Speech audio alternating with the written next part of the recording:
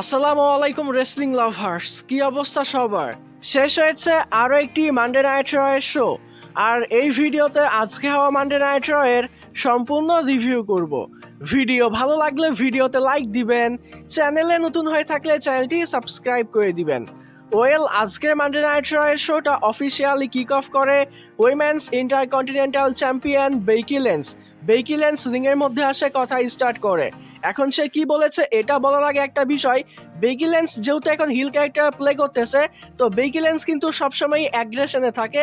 তো এই বিষয়টা কিন্তু পার্সোনালি আমার কাছে এখন অনেক বেশি বিরক্তিকর লাগে। এমনটা কিন্তু আগে রাকেল রড্রিগেজ করতো বা করে, মানে সে যখন ফেস ক্যারেক্টারে থাকে সবসময় হাহা হিহি, আর যখন হিল ক্যারেক্টারে থাকে সবসময় অ্যাগ্রেশন। তো এই বিষয়টা কিন্তু অনেকটা বিরক্তিকর, মানে পার্সোনালি আমার কাছে লাগে। আপনাদের কাছে এই বিষয়টা কেমন লাগে আমি জানি না, তবে রিসেন্টলি আসা বেকি লিঞ্চের সবসময় অ্যাগ্রেশনে থাকা এই বিষয়টা কিন্তু পার্সোনালি আমার কাছে অনেক বেশি বিরক্তিকর লাগে। তো যাই হোক, বেকি লিঞ্চ এসে মূলত এটাই বলে, যেহেতু রেসলম্যানিয়া সিজন চলতেছে, রোড টু রেসলম্যানিয়া 42 চলতেছে, তো এখন কিন্তু শুধুমাত্র চ্যাম্পিয়নশিপের জন্য লড়াই করলে হবে না, এই লড়াইটা কিন্তু লেগাসি। বেকি লিঞ্চ অনেক বছর ধরে মানডে নাইট রয়ের ফেস থেকেছে, সে অনেক বছর ধরে উইমেন্স ডিভিশনকে লিড করেছে এবং রেসলম্যানিয়া 42-তে সে আরও একবার নিজেকে প্রমাণ করতে চায়, এমনটাই মূলত বেকি লিঞ্চ বলে। তো এরপরে সেখানে সারপ্রাইজলি মিউজিক হিট হয়ে যায় এজে লির। আজকের মানডে নাইট শোতে ফাইনালি এজে লি রিটার্ন হয়ে গেছে। এখন এই রিটার্নটা যদি 2026 সালের উইমেন্স রয়্যাল রাম্বলে হতো, তাহলে এই রিটার্নটা কিন্তু আরও অনেক ধামাকাদার হতে পারতো। পার্সোনালি এটা আমার কাছে মনে হয়। তো যাই হোক, এজেলি রিংয়ের মধ্যে আসে, এজেলিকে দেখে বেকি লিঞ্চ তো আরও রেগে যায় এবং এজেলিকে বলে যে তুমি আমার শোতে কি করতেছো। তো এখানে এজেলি বলে যে দেখো, আমি তোমার জন্য আসিনি, আর তুমি কি বললে অনেক বছর ধরে তুমি উইমেন্স ডিভিশনকে লিড করতেছো, তবে তুমি হয়তোবা ভুলে গেছো এই যে উইমেন্স ডিভিশন, এটার দরজা কিন্তু আমি খুলে দিয়ে গিয়েছিলাম, বা এই যে রাস্তাটা যেখানে তোমরা এখন চলতেছো এটা কিন্তু আমি বানিয়ে দিয়ে গিয়েছিলাম। আর এখনো পর্যন্ত উইমেন্স ডিভিশনে আমি কিন্তু সব থেকে ডেঞ্জারাস সুপারস্টার। তারা এখানে আরো অনেক কিছু বলেছে, তবে এখানে মূল বিষয়টা হলো, যেহেতু রেসলম্যানিয়া 42-তে উইমেন্স ইন্টারকন্টিনেন্টাল চ্যাম্পিয়নশিপের জন্য আমরা বেকি লিঞ্চ এবং এজেলির মধ্যে ম্যাচ দেখতে পাবো। তো আজকের মানডে নাইট শোতে এই দুজনের মধ্যে একটা সেগমেন্ট রাখা হয়েছে, একটা ফেস অফ রাখা হয়েছে শুধুমাত্র ওই ম্যাচটাকে বিল্ড আপ করার জন্য। তো এটা ছিল এজেলি এবং বেকি লিঞ্চের মধ্যকার রেসলম্যানিয়া 42 ম্যাচের প্রথম বিল্ড আপ। তো এরকম ভাবেই মূলত আজকের মানডে নাইট শোয়ের প্রথম সেগমেন্ট শেষ হয়েছে। এরপর আমরা আজকে মানডে নাইট রয়ের প্রথম ম্যাচ হিসেবে world tag team championship match দেখতে পাই, যেখানে উসোস তাদের ট্যাগ টিম চ্যাম্পিয়নশিপটা ডিফেন্ড করতেছিল আলফা একাডেমির এগেনস্টে। এই ম্যাচটা কিন্তু অনেক ভালো ছিল, অনেক এন্টারটেইনিং ছিল। পার্সোনালি এই ম্যাচটা কিন্তু আমি অনেক বেশি এনজয় করেছি। দুই টিমই কিন্তু এই ম্যাচের মধ্যে অনেক ভালো পারফর্ম করেছে। এই ম্যাচের মধ্যে ভালো ভালো কিছু স্পট ছিল, যেরকম ওটিস আকিরা তোজাওয়াকে কাঁধে উঠিয়ে রিং সাইডে ছুঁড়ে ফেলে, এই বিষয়টা কিন্তু বরাবরই আমার কাছে অনেক বেশি ভালো লাগে। তো এই স্পটটা আমরা এই ম্যাচের মধ্যে দেখতে পেয়েছি। তাছাড়া এই ম্যাচের মধ্যে ওটিসের কাছ থেকে একটা ক্যাটারপিলার দেখতে চেয়েছিলাম, সে কিন্তু ট্রাইও করেছিল, তবে এই মুভটা কিন্তু আমরা দেখতে পাই না, কারণ যে উসো এসে কিন্তু ওটিসকে একটা সুপার কিক হিট করে। আর এই যে সুপার কিক হিট করেছে, এই মুভটা কিন্তু বস হয়। ভেবেছিলাম যে ওটিস হয়তো বা এই বিষয়টাকে সেল করবে না, তবে সে কিন্তু সেল করে, যেটা অনেকটা উইয়ার্ড ছিল। তবে যা হবার তা তো হয়ে গিয়েছে। ওটিস আকিরা তোজাওয়া এই ম্যাচের মধ্যে চেষ্টা করে জেউসো এবং জিমি উসোকে হারিয়ে নতুন ট্যাগ টিম চ্যাম্পিয়ন হবার, তবে কোনো লাভ হয় না। শেষ পর্যন্ত দা উসোস কিন্তু ডাবল সুপার কিক এবং ওয়ান ডি হিট করে তারা কিন্তু এই ম্যাচটা জিতে যায়। তো উসোস কিন্তু তাদের ট্যাগ টিম চ্যাম্পিয়নশিপটা সাকসেসফুলি রিটেইন করে নিয়েছে। এই ম্যাচটা শেষ হয়ে যাওয়ার পরে দুই টিমের মধ্যে আমরা মিউচুয়াল রেসপেক্ট দেখতে পাই। আলফা একাডেমি রিং থেকে নেমে যায়, সেখানে উসোসের ছোট্ট একটা ইন্টারভিউ হয়, যেখানে উসোসের নেক্সট প্ল্যানিং সম্পর্কে জানতে চাওয়া হয়। তো এখানে জিমি উসো বলে যে আমাদের নেক্সট প্ল্যানিং হলো, আমাদের ফিউচার প্ল্যানিং হলো যে উসো এলিমিনেশন চেম্বার ম্যাচের মধ্যে থাকবে। এখন সে মেন্স এলিমিনেশন চেম্বার ম্যাচের মধ্যে থাকবে কিনা এই বিষয়টা নিয়ে আমার সন্দেহ আছে, তবে সে যে এলিমিনেশন চেম্বার কোয়ালিফাইং ম্যাচের মধ্যে থাকবে এটা কিন্তু এই সেগমেন্ট দেখে আমি ক্লিয়ার হয়ে গেছি যে জেউসো মেন্স এলিমিনেশন চেম্বার কোয়ালিফাইং ম্যাচের মধ্যে থাকবে। তো এরকম টাইপের। আর এখানে আরও একটা বিষয় আমি শেয়ার করতে চাই, আর সেটা হলো যে এই ম্যাচটা চলাকালীন সময়ে জিমি উসো কিন্তু লেগেছিল, যার কারণে জিমি উসো মুখ দিয়ে বা নাক দিয়ে কিন্তু ব্লাড বের হচ্ছিল। তো জেউসো কিন্তু হাত দিয়ে সেটা মুছে দেয়। তো এটা কিন্তু দুই ভাইয়ের মধ্যে ভালোবাসা। তো এই বিষয়টা কিন্তু পার্সোনালি আমার কাছে বেশ ভালো লেগেছে। কারা কারা নোটিস করেছেন কমেন্টে জানিয়ে দিতে পারেন। এরপর আমরা আজকে মানডে নাইট শোতে লিভ মর্গান এবং ডমিনিক মিস্টিরিওর একটা সেগমেন্ট দেখতে পাই। দুজনেই রিং এর মধ্যে আসে, একে অপরের ব্যাপারে প্রশংসা করে যেমনটা তারা নর্মালি করে থাকে। তো এখানে লিভ মর্গান মূলত এটাই বলে যে অনেকেই তাকে আন্ডার এস্টিমেট করে, তবে রেসলম্যানিয়া 42-তে সে আবারও প্রমাণ করে দিবে যে উইমেন্স ডিভিশনের বর্তমান সময়ে লিভ মর্গানই সব থেকে সেরা সুপারস্টার, এরকম টাইপের। তো সেখানে স্টেফনি ভেকারের মিউজিক হিট হয়ে যায়। আর এখানে মজার বিষয় হলো স্টেফনি ভেকারের ইন্টারেন্সের সময় যখন পায়রো ফাটে তো ডমিনিক মিস্টিরিও কিন্তু ভয়ে চমকে ওঠে। তো এই বিষয়টা কিন্তু পার্সোনালি আমি অনেক বেশি এনজয় করেছি, আমি কিন্তু একা একাই অনেকটা সময় হেসেছি। আর এখন আমি যে বলতেছি এই বিষয়টা মনে করেই কিন্তু আমি হাসতেছি, মানে এটা কিন্তু অনেকটা মজার একটা বিষয় ছিল। তো স্টেফনি ভেকার আসার পরে ডমিনিক মিস্টিরিও এবং স্টেফনি ভেকার কথা বলে স্প্যানিশ ভাষায়, যেটা আমার মাথার উপর দিয়ে যায়। আমি এই বিষয়টা বুঝতেও পারিনি আর এই বিষয়টা নিয়ে কথা বলতেও চাই না। তবে এখানে একটা বিষয় হলো যে স্টেফনি ভেকার যাওয়ার সময় কিন্তু ডমিনিক মিস্টিরিওকে একটা থাপ্পড় লাগিয়ে যায়। আর এই যে ওভারঅল পুরো সেগমেন্ট দেখানো হয়েছে, তো এই সেগমেন্টটা মূলত এটাই হিন্ট করতেছে যে রেসলম্যানিয়া 42-তে আমরা উইমেন্স ওয়ার্ল্ড চ্যাম্পিয়নশিপের জন্য স্টেফনি ভেকার এবং লিভ মর্গানের মধ্যেই ম্যাচ দেখতে পাবো। এই ম্যাচটাই রেসলম্যানিয়া 42-তে হবে, এর জন্যই মূলত এই সেগমেন্টটা রাখা হয়েছিল। তবে এখনো পর্যন্ত কিন্তু এটা কনফার্ম হয়নি। এরপর আমরা আজকে মানডে নাইট শোতে women's elimination chamber triple threat qualifying match দেখতে পাই, যে ম্যাচের মধ্যে কম্পিট করতেছিল লারা ভালকারিয়া, আইভিনাল এবং রিয়া রিপ্লি। তিনজনেই কিন্তু এই ম্যাচের মধ্যে অনেক ভালো পারফর্ম করে। এই ম্যাচটাও কিন্তু পার্সোনালি আমি অনেক বেশি এনজয় করেছি। এই ম্যাচের মধ্যে কিন্তু তিনজনেই সমানভাবে পারফর্ম করতেছিল, কেউ কিন্তু কাউকে ছাড় দিতে রাজি ছিল না। তো এর জন্য কিন্তু এই ম্যাচটা আরো অনেক বেশি আকর্ষণীয় ছিল। এই ম্যাচের মধ্যে আইভিনাল এবং রিয়া রিপ্লি দুজনেই কিন্তু নিজেদের শক্তি দেখিয়েছে, অপরদিকে লারা ভালকারিয়াও কিন্তু এই ম্যাচের মধ্যে অনেক ভালো পারফর্ম করেছে। তবে এই ম্যাচের মধ্যেও কিন্তু একটা বস হয়েছে, মানে রিয়া রিপ্লি কিন্তু লারা ভালকারিয়াকে কাঁধে ওঠায়। মানে এখানে এমন একটা প্ল্যানিং ছিল যে রিয়া রিপ্লি লারা ভালকারিয়াকে কাঁধে উঠাবে, সে নিচের দিকে একটা ড্রপ করবে আর আইভিনালও এই মুভটার মধ্যে থাকবে। তবে রিয়া রিপ্লি কিন্তু আগে ড্রপ করে আর আইভিনাল কিন্তু পরে জাম্প করে, যার জন্য কিন্তু এই মুভটা পারফেক্টলি এক্সিকিউট হয় না। তো এটাও কিন্তু বস হয়েছে। তবে ওভারঅল এই ম্যাচটা কিন্তু অনেক ভালো ছিল এবং শেষ পর্যন্ত রিয়া রিপ্লি কিন্তু এই ম্যাচটা নিজের ফিনিশার রিপটাইড হিট করে লারা ভালকারিয়াকে পিন করে এই ম্যাচটা জিতে যায়। তো এখানে দ্বিতীয় মেম্বার হিসেবে রিয়া রিপ্লি কিন্তু আজকে মানডে নাইট শোতে উইমেন্স এলিমিনেশন চেম্বারের জন্য কোয়ালিফাই করে নিয়েছে। এরপর আমরা ব্যাক স্টেজে জাজমেন্টের একটা সেগমেন্ট দেখতে পাই। আর এই সেগমেন্টের মধ্যে এখনো পর্যন্ত কিন্তু ডমিনিক মিস্টিরিও নিজের গাল ধরে আছে। মানে আজকের শো এর শুরুর দিকে স্টেফনি ভেকার ডমিনিক মিস্টিরিওকে একটা থাপ্পড় লাগিয়েছিল, যেটার ব্যথা কিন্তু এখনো পর্যন্ত ডমিনিক মিস্টিরিও ফিল করতেছে। তবে আমি যতটুক শুনেছি যে মেয়েরা থাপ্পড় মারলে নাকি লাগে না, তবে ডমিনিক মিস্টিরিও কিন্তু বেশ ভালো মতোই লেগেছে, এর জন্য সে এখনো পর্যন্ত নিজের গাল ধরে আছে। তো যাই হোক, এই সেগমেন্টের মধ্যে দেখানো হয় যে ফিন বেলা কিন্তু একটা কর্নারে মন খারাপ করে বসে আছে। তো ডমিনিক মিস্টিরিও গিয়ে ফিন বেলাকে বলে যে দেখো, মন খারাপ করার কিছু নাই, জেডি ম্যাকডোনা খুব শীঘ্রই ফিরে আসবে, তোমরা দুজনে মিলে আবারও ট্যাগ টিম চ্যাম্পিয়নশিপকে ক্যাপচার করে নিও, তাহলে জাজমেন্টে কিন্তু আবারও আগের মতো হয়ে যাবে।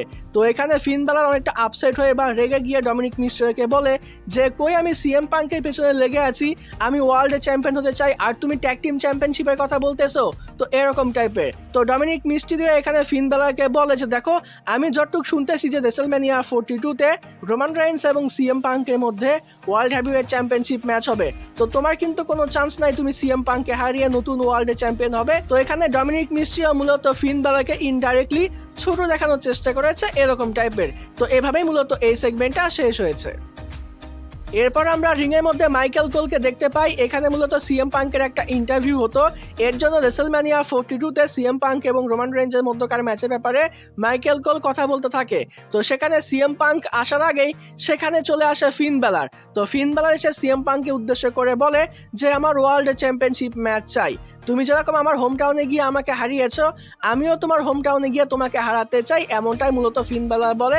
ফিন বেলারের কথা মূলত এটাই ছিল যে আমাকে ওয়ার্ল্ড চ্যাম্পিয়নশিপ ম্যাচ দিতেই হবে। আর 2 সপ্তাহ আগে যে সিএম পাঙ্কের উপরে অ্যাটাক করেছিল ফিন বেলার, এটাও কিন্তু সে এখানে মেনশন করে, রোমান রেঞ্জের নামও কিন্তু ফিন বেলার মেনশন করে। তো যাই হোক, সেখানে সিএম পাঙ্ক আসার আগে সেখানে চলে আসে অ্যাডাম পিয়ার্স। তো অ্যাডাম পিয়ার্স এসে বলে যে দেখো, এই ম্যাচটা হওয়া এখন আর একেবারেই সম্ভব না, তুমি আবারও দেরি করে ফেলেছো। তো এখানে ফিন ব্যালার বলে যে এটা কি ওই রয়্যাল রাম্বলের মতো দেরি করে ফেলেছি, মানে আমাকে যেরকম রয়্যাল রাম্বল থেকে সাইড করে দিয়েছো একই রকম ভাবে তুমি কি আমাকে এখান থেকেও সাইড করে দিতে চাও। তো এখানে অ্যাডাম পিয়ার্স বলে যে হ্যাঁ অনেকটা এরকমই। রেসলম্যানিয়া 42 মেইন ইভেন্টে রোমান রেইন্স এবং সিএম পাঙ্কের মধ্যকার ম্যাচটা কিন্তু কনফার্ম হয়ে গেছে, তো এখন তুমি আর কোনো ম্যাচ পাবা না। তো এখানে ফিন ব্যালার বা অ্যাডাম পিয়ার্স আর অন্য কিছু বলার আগে সেখানে মিউজিক হিট হয়ে যায় বেস্ট ইন দ্য ওয়ার্ল্ডে সিএম পাঙ্কের। তো সিএম পাঙ্ক রিংয়ের মধ্যে চলে আসে। তো সিএম পাঙ্ক রিংয়ের মধ্যে এসে মূলত ফিন ব্যালারকে বলে যে দেখো তোমার যখন ফাইট করার এতই চুলকানি, চলো রিংয়ের মধ্যে চলে আসো, আমাদের মধ্যে এখনই ফাইট হয়ে যাক। তো ফিন ব্যালার এখানে সিএম পাঙ্ককে বলে যে ফাইট তো আমি ডেফিনেটলি করবো, তবে ফাও ফাইট কেন আমি করবো, যদি তুমি তোমার চ্যাম্পিয়নশিপকে অন দ্য লাইন রাখো তাহলে আমি ফাইট করার জন্য রাজি আছি। তো সিএম পাঙ্ক বলে যে হ্যাঁ আমি আমার চ্যাম্পিয়নশিপটা অন দ্য লাইন রাখলাম, তুমি চলে আসো রিংয়ের মধ্যে চলে আসো, আমাদের মধ্যে এখনই একটা ম্যাচ হয়ে যাক। তবে অ্যাডাম পিয়ার্স বলে যে না এই ম্যাচটা হবে না, এই ম্যাচটা হওয়া সম্ভবই না, আমি কোনোভাবেই তোমার এবং ফিন ব্যালারের মধ্যে ম্যাচ করাতে চাই না। তো এখানে সিএম পাঙ্ক অ্যাডাম পিয়ার্সকে বলে যে দেখো তুমি যদি এখন এই ম্যাচটা অফিসিয়াল না করো তাহলে আজকের পুরো শোতে কিন্তু আমি ফিন ব্যালারকে চেস করব, তাকে তাড়া করে করে মারবো, শোতে কিন্তু একটা বিশৃঙ্খলা তৈরি হবে, তো এটা কি ভালো হবে? তো বাধ্য হয়ে কিন্তু অ্যাডাম পিয়ার্স সিএম পাঙ্ক এবং ফিন ব্যালারের মধ্যে ওয়ার্ল্ড চ্যাম্পিয়নশিপ ম্যাচ কনফার্ম করে। তো সেখানকার অডিয়েন্সরা তো অনেক বেশি খুশি হয়ে যায়, তারা মনে করে যে আজকের মানডে নাইট রতে এই ম্যাচটা হবে। তবে এখানে অ্যাডাম পিয়ার্স বলে যে এই ম্যাচটা হবে, তবে আজকের মানডে নাইট রতে নয়, এটা হবে এলিমিনেশন চেম্বারে। আর এরপরে অডিয়েন্সরা তো অনেক বেশি আপসেট হয়ে যায়, তারা কিন্তু বু করতে শুরু করে। তবে যা হবার তা তো হয়ে গেছে, আমরা তো আগে থেকেই জানতাম যে এই ম্যাচটা হবে এবং এটা এলিমিনেশন চেম্বারেই হবে। তো সেখান থেকে ফিন ব্যালার লক্ষ্মী ছেলের মতো চলে যায়।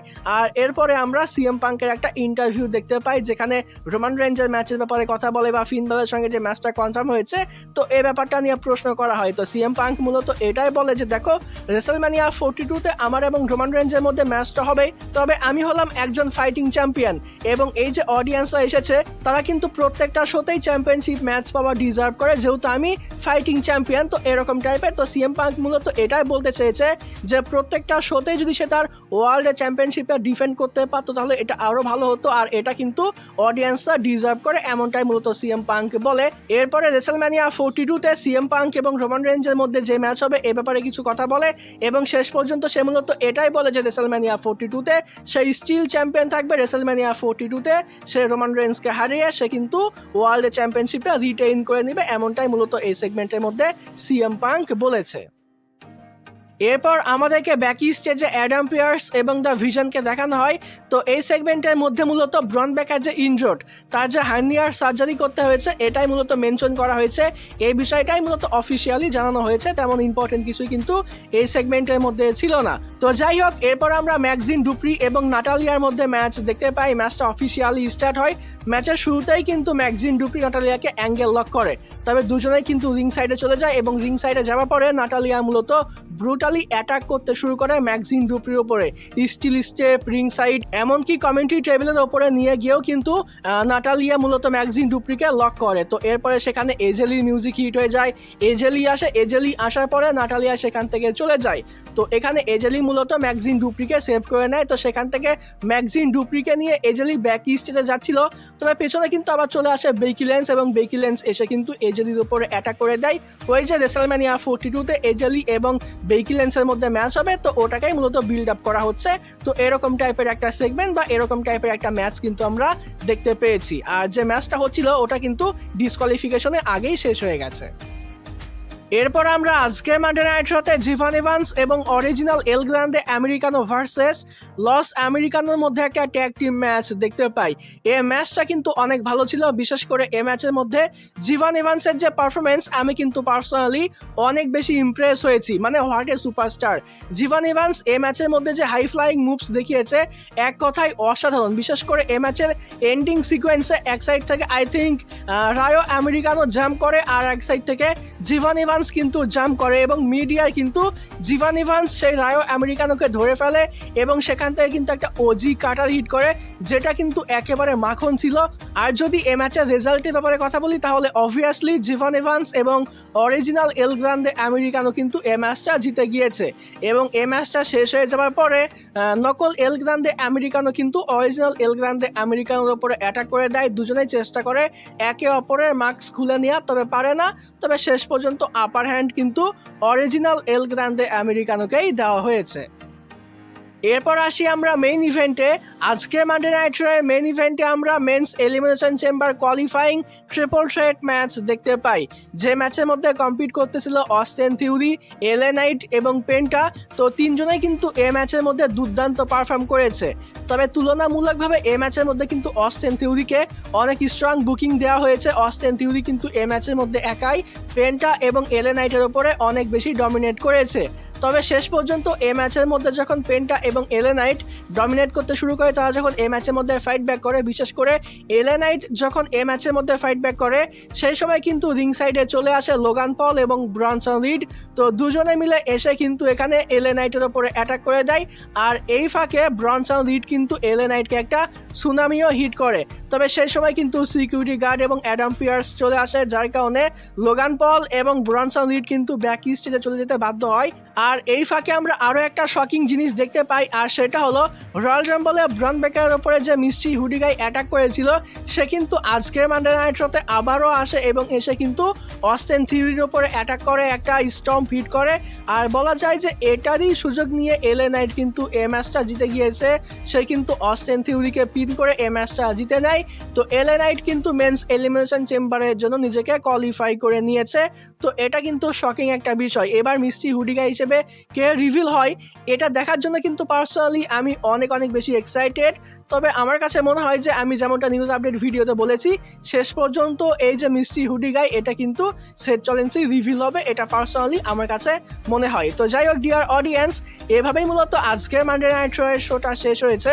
তো ওভারঅল আজকের মানডে নাইট রয়ের শো কেমন লেগেছে অবশ্যই কিন্তু এই ভিডিওতে কমেন্টে জানিয়ে দিবেন। আর এই ভিডিও ভালো লাগলে ভিডিওতে লাইক দিবেন, চ্যানেলে নতুন হয়ে থাকলে চ্যানেলটি সাবস্ক্রাইব করে দিবেন। আজকের মতো এখানেই বিদায় নিচ্ছি। যাবার আগে একটি কথাই বলতে চাই, যদি রেসলিং ভালোবাসো তাহলে আমরা সবাই এক টিম।